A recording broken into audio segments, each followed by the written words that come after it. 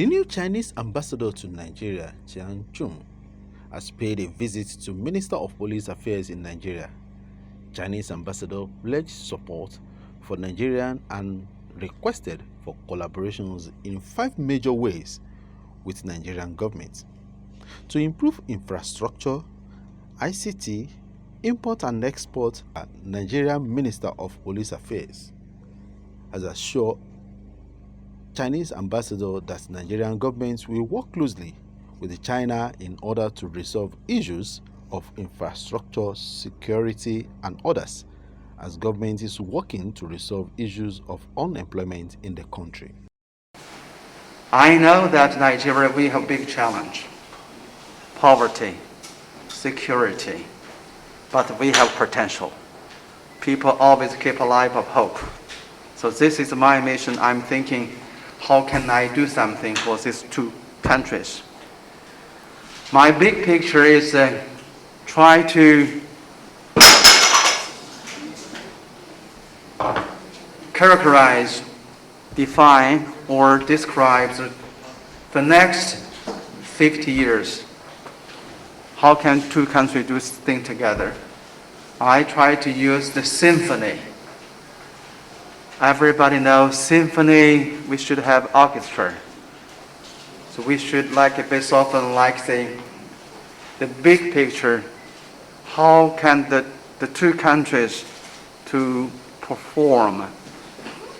We use the name BRI Symphony, the Belt and Road Initiative, proposed by Chinese president. I'm thinking the Nigeria and Chinese orchestra perform the second 50-year BRI Symphony. This is the big picture for me. We can use Nigerian instrument, music instrument. We can use Chinese, traditional or modern music instrument. We could have a lot of expert performers, players. So this picture gives me the mission that how can we do it? We need strategy. I'm thinking, how can we build our strategy? This strategy should be based on the development. We call it, I use the word GDP. Everybody knows GDP, gross domestic product.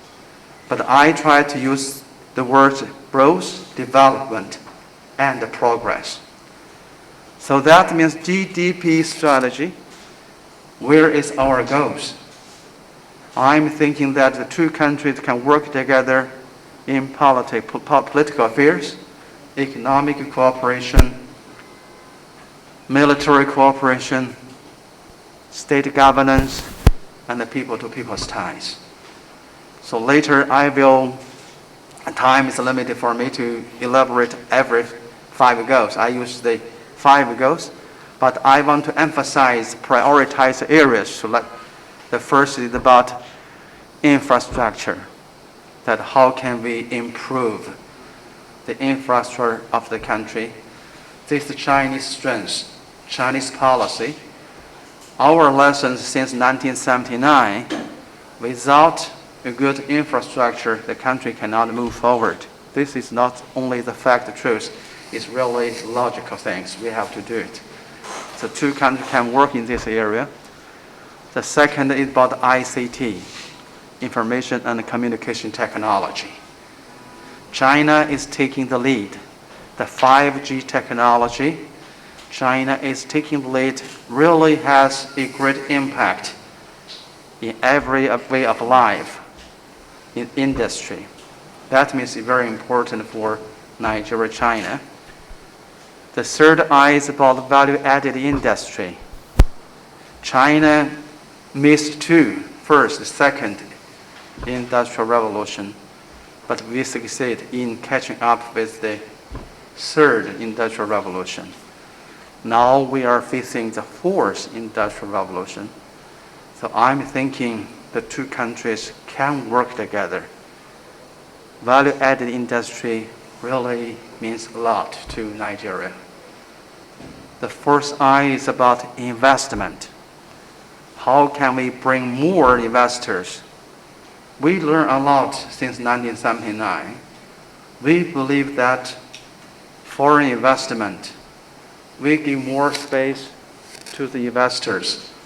They give us more speed to let the country move forward. So we have learned a lot of big companies, business people invest in China. Not only create more jobs, generate income. Most importantly, we could catch up the trend of globalization. The last I is about import and export. I'm thinking, how can we bring more products from Nigeria to China? Because the biggest market all over the world is China. Nigeria also is the biggest market, not only in Africa. So import, export, not only about a job, not only about the products, really is about the productivity of a nation. So we think this 5I is very important. The last is about security. We believe without security, without stability, really it's difficult to move this country. So we think that there are a lot of things that we can cooperate. Today my colleague is about from military sectors, especially from the police, China we call the public security ministry. Here you call the police affairs of Ministry of Police Affairs. So I'm thinking, how can the two ministries to work together and try to encounter the challenge? We know that we need a lot of things, equipment, training course, and also intelligence.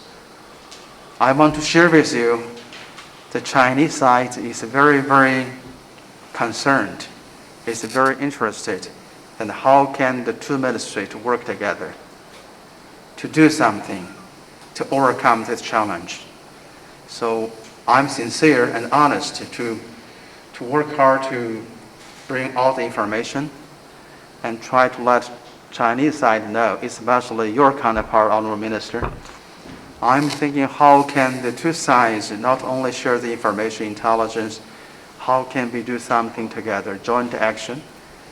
You know, not only about Chinese nationals. During the past 15 days, we have 6 cases. 11 people was kidnapped, 2 people were killed. So how we find a way to deal with this current situation is not only the task of the police affairs of ministry, it's also for diplomatic corps, for everybody. I think that is not the right time to do things together, but I think that we are thinking, try to map out, try to make a plan for the two countries. I want to assure you that the Ministry of Police Affairs and indeed the federal government will work closely with you and your country to ensure that we bring better things for the improvement of our two people and for the good of our economy, so that we will work together to ensure that all the issues that you are talking about, particularly the issue of infrastructure, the issue of ICT, the issue of value-added industry, and the issue of import and export, and the security challenge that this country is facing. I am aware that you are doing a lot in most of these areas, and let me talk about where I belong to, that is the issue of security. We appreciate all the real projects that are going on here in this country, and of course the other projects that Chinese companies and our people are undertaking. I believe this will go a long way in turning around the economy and the political relations of our two countries. We thank you very much for this initiative, and I do hope the security sector, that I think the entire world is very much aware now that we are facing serious security challenges in this country. We look forward to a situation where we can work together to improve our security situation. Like you are aware, we are having terrorism and banditry in northeast, north central, and northwestern part of the country, while we have other secessionist movements in southeast and south part of the country. We also have other kidnapping problems in the southwest and other criminalities that are also going on.